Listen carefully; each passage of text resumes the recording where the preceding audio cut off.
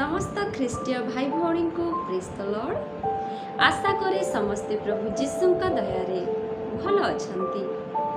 प्रिय माने आज मु समस्त को उत्साह देवा पाई चाहू अछि, कारण मु गोटे जगह को जाइथिली।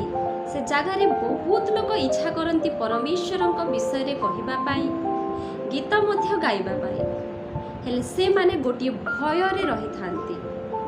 स्टेज को जीवा पाई तांकरी मन आकुल होई थाए परमेश्वर विषय कहिबा पाई। हेले जेते बेले से माने भावंती जे लोके हमकु कोन कहिबे, एही भय रे से माने परमेश्वर विषय कहिबा पाई स्टेज पर्यंत पहुंची पारंती नाही। हालेलुया। हेले प्रिय माने एही भय को आमे की प्रकारे दूर करबा आ निज हृदय रे जहा किछि अछि परमेश्वर विषय रे कहिबा पाई से सब किछि को की प्रकारे ए संसार मध्य रे आनिबा, सेही विषय रे आज मु कहिबी। ध्यान दे सुनंतु, एहा आपण मानक पाई ही कहू अछि। मु मध्य गोटे दिन आपण मानक परि गोटे साधारण झियो थिली आ मते मध्य बहुत भय लागुथिला स्टेज को जीवा पाई। आज मते भय लागे, हेले सही प्रकार डिमोटिवेट मु हुए नहीं। आज मु निज को निजे मोटिवेट करे, कारण मोहर स्वर्गस्थ पिता मते एनकरेज करि अछंती। हालेलुया। सही एक्सपीरियंस नै कि आपण मानकु मु बुझाइबा पाई चाहू छी। देखंतु प्रिय, लोक माने अछंती कहिबा पाई से माने निजर चिंता न करी अन्य लोकंक चिंता अधिक करिथांती। से माने आमर मुख को देखिबे, को प्रकार कथा कहूछु आमे ताहा देखिबे, आमे केउ प्रकार गीत गाइलु आमर स्वर भल हैला न हैला से सब किछि देखिबे। से माने केवल जज करिवार मनुष्य माने अटंती। हेले आम्भे परमेश्वरंकर महिमा ओ तांकरी प्रशंसा करिबा पाई स्टेज रे जाइके गीत गाउछु। आमे ताहा भूल करू ना। आमे परमेश्वरंकर वाक्य को नहीं कि अन्य लोगों को बुझाऊ अछु। परमेश्वरंकर राज्य रे परमेश्वरंकर वाक्य को बुणु अछु, ताहा तो आम माने भूल करूना। तो काहे कि आमे माने भय करिबा। आमे जदि किछि भूल करिबा ताहले निश्चित यहाँ निहाती जरूरी आम मानकु भय करिबार उचित। हेले जेउ कार्य रे आमे माने भूल करूना ताहले काहे कि आमे माने भय करिबा। हालेलुया।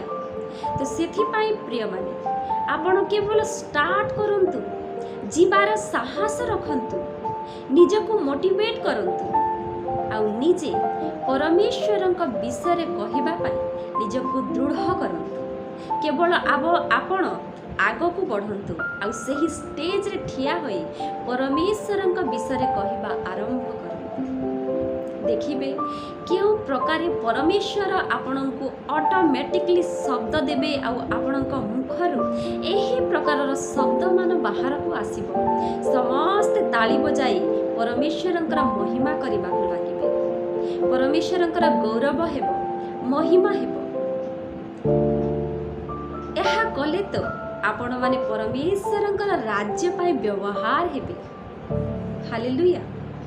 ए जगतर लोके अनेक प्रकारर कथा माने कहिथांती, लज्जा करिथांती, अपमान करिथांती। हेले आंभर परमेश्वर आपण मानंकु कहू अछंती। आज से चाहू अछंती जे आपण ठिया हुंतु, साहसिक हुंतु, सही स्टेज पर को जाइकी बा अन्य जगह को अन्य लोकंक सम्मुख रे ठिया होई आपणकर जदि मन लागू अछि, आपणकर जदि इच्छा होछि गीत गाइबा पाई, आपण परमेश्वरंक विषय रे गीत गान मध्य करंतु, तांकरी वाक्य को नेकी प्रचार मध्य करंतु। एहा नुहे जे आम्भे माने गोटे पास्टर होइथिले मध्य प्रचार करि पारिबा नुहे। प्रिय, आम्भ मानक हृदय रे परमेश्वर अछंती।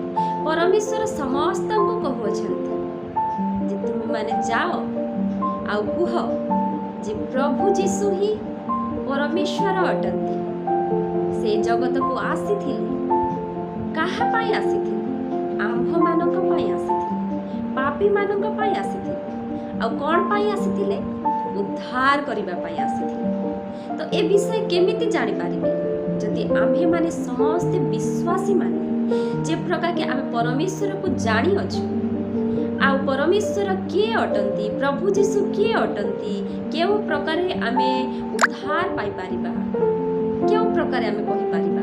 ଯଦି ଆମେ ନ କହିବୁ, ବସି ବସି ଭାବିବୁ, ତାହେଲେ କେଉଁ ପ୍ରକାରେ ପରମେଶ୍ୱରଙ୍କର ରାଜ୍ୟ ଏ ଜଗତରେ ଫେଲିବ? ହାଲେଲୁୟା। ସେଥିପାଇଁ ପ୍ରିୟମାନେ, ଆଜି ଆପଣମାନଙ୍କୁ ମୁଁ ଏନକରେଜ୍ କରୁଅଛି, ଆପଣମାନେ ନିଜକୁ ଦୃଢ଼ କରନ୍ତୁ ଆଉ ଉଠନ୍ତୁ। ପରମେଶ୍ୱରଙ୍କର ବାକ୍ୟକୁ 10 ଲୋକଙ୍କ ମଧ୍ୟରେ ଠିଆ ହୋଇକି କହିବାର ସାହସ ରଖନ୍ତୁ। ଯେଉଁ ପ୍ରକାର ବାକ୍ୟରେ ଲେଖାଯାଇଅଛି, ଆପଣମାନଙ୍କ ପାଖରେ ବାଇବଲ ଅଛି, ତାହେଲେ ଆପଣମାନେ ଖୋଲିକି ଦେଖିପାରିବେ। ଲେଖାଯାଇଅଛି ଯାତ୍ରା ପୁସ୍ତକ 4 ପର୍ବର 10 ପଦରେ ଲେଖାଯାଇଅଛି। ମୁଁ ପଢ଼ିକି ଶୁଣାଉଛି। ଅନନ୍ତର ମୂଷା ସଦାପ୍ରଭୁଙ୍କୁ କହିଲେ, ହେ ପ୍ରଭୁ, ହେ ସମୟ ପୂର୍ବରେ ଅବା ଆପଣ ନିଜ ଦାସ ସହିତ ଆଳାପ କଲା ଉତ୍ତାରେ ହେଁ ମୁଁ ବାକ୍ୟପତି ନୁହେଁ, ମାତ୍ର ମୁଁ ବାକ୍ୟରେ ଧୀର ଓ ଜଡ଼ଜିହ୍ୱ ଅଟେ। ହାଲେଲୁୟା। ମୂଷା କ'ଣ କହୁଅଛନ୍ତି? ଆଶା କରେ ଆପଣମାନେ ବୁଝିପାରୁଥିବେ। ମୂଷା କହୁଅଛନ୍ତି, ହେ ପ୍ରଭୁ, ଆଗ ମଧ୍ୟ ତୁମେ ମୋ ସହିତ ଥିଲ, ଆଗରେ ନଥିଲ ମଧ୍ୟ ସେହି ପ୍ରକାରେ ମୁଁ ଥିଲି।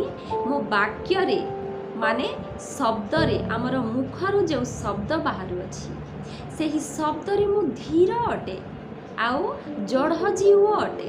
ଜଡ଼ଜିହ୍ୱ ମାନେ ଆମେ ଯେଉଁ ନର୍ଭସନେସ୍ ହୋଇଥାଏ, ସେହି ନର୍ଭସନେସ୍କୁ ଜଡ଼ଜିହ୍ୱ କୁହାଯାଇଅଛି। ଆମେ ଭୟ କରିଥାଉ ଅନେକ ଲୋକଙ୍କ ସମ୍ମୁଖରେ କହିବା ପାଇଁ, କିଛି କହିବା ପାଇଁ ତ ଯାଇଥାଉ। ସତ କଥା, ମୁଁ ପ୍ରଥମରେ ଯାହା କହୁଥିଲି, ମାନେ ମୁଁ ପ୍ରଥମରେ କହିବା ଯେତେବେଳେ ଷ୍ଟେଜରେ ଷ୍ଟାର୍ଟ କରିଥିଲି, ସେତେବେଳେ ମୋତେ ବହୁତ ଭୟ ଲାଗୁଥିଲା। ଏମିତି ଲାଗୁଥିଲା ଯେ ମୁଁ କ'ଣ କହୁଅଛି ମୁଁ ନିଜେ ଜାଣିପାରୁନଥିଲି। ହେଲେ ପରମେଶ୍ୱରଙ୍କର କାର୍ଯ୍ୟ ଆଜି ଦେଖନ୍ତୁ। ମୁଁ ପରମେଶ୍ୱରଙ୍କ ବିଷୟରେ ଆପଣମାନଙ୍କୁ କହିକି ବୁଝାଉଅଛି। ଏହା ପରମେଶ୍ୱରଙ୍କର ଅନୁଗ୍ରହ ଓ ଆଶୀଷର ଦାନ ଅଟେ। ହାଲେଲୁୟା। ଆଉ ପ୍ରିୟମାନେ, ବହୁତ ଉତ୍ତମ କଥା ମୁଁ ଆପଣଙ୍କୁ କହିବା ପାଇଁ ଚାହୁଁଅଛି। ଆପଣମାନେ ଯେବେ ପରମେଶ୍ୱରଙ୍କ ବିଷୟରେ କହିବା ଆରମ୍ଭ କରିଦେବେ, ଆପଣଙ୍କ ମନ ଏତେ ଆନନ୍ଦ, ଏତେ ଶାନ୍ତିମୟ ଲାଗିବେ, ଆପଣ ବୁଝିପାରିବେ ନାହିଁ। ଆପଣଙ୍କୁ ବହୁତ ଖୁସି ଆଉ ବହୁତ ଆନନ୍ଦ ନିଜ ହୃଦୟରେ ଫିଲ୍ ହେବ। ହାଲେଲୁୟା।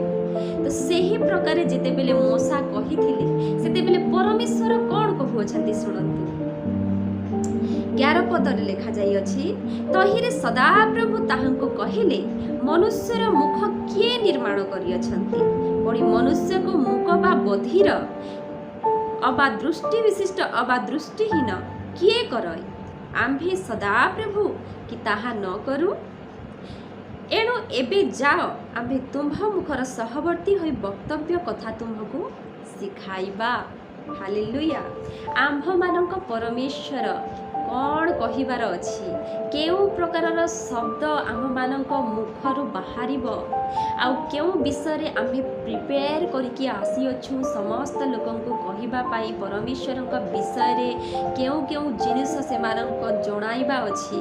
ପରମେଶ୍ୱର ଆମର ପ୍ରିପେୟାର କରିବାର ଆଗରୁ, ସେ ନିଜେ ଆଗରୁ ପ୍ରିପେୟାର କରିକି ଆମର ମୁଖରୁ କଥା କହିଥାନ୍ତି। ହାଲେଲୁୟା। ପ୍ରେଜ୍ ଦ ଲର୍ଡ। ଦେଖନ୍ତୁ ପ୍ରିୟମାନେ, ଆମ୍ଭମାନଙ୍କ ପରମେଶ୍ୱର ସାହାଯ୍ୟକାରୀ ଅଟନ୍ତି, ସେ ପ୍ରେମକାରୀ ଅଟନ୍ତି। ସେ ଚାହୁଁଅଛନ୍ତି ଆପଣମାନେ ପରମେଶ୍ୱରଙ୍କର ରାଜ୍ୟ ପାଇଁ ବ୍ୟବହାର ହୁଅନ୍ତୁ। ତ ଆଜି ପରମେଶ୍ୱର ଆପଣମାନଙ୍କୁ କହୁଅଛନ୍ତି ତାଙ୍କର ରାଜ୍ୟ ପାଇଁ ବ୍ୟବହାର ହେବା ପାଇଁ। ତ ଆପଣମାନେ ପଛଘୁଞ୍ଚା ଦିଅନ୍ତୁ ନାହିଁ ପ୍ରିୟମାନେ, କାରଣ ଆପଣମାନଙ୍କୁ ପରମେଶ୍ୱର ଆଗକୁ ବଢ଼ାଇବା ପାଇଁ ଚାହୁଁଅଛନ୍ତି। ହାଲେଲୁୟା।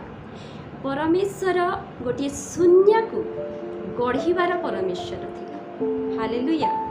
ପରମେଶ୍ୱର ଏ ଜଗତ ଶୂନ୍ୟ ଥିଲା, ଆଉ ଏ ଜଗତକୁ ଆପଣମାନେ ଦେଖୁଅଛନ୍ତି କେତେ ସୁନ୍ଦର ଭାବରେ ଗଢ଼ିଅଛନ୍ତି, କେତେ ସୁନ୍ଦର ଭାବରେ କ୍ରିଏଟ୍ କରିଅଛନ୍ତି।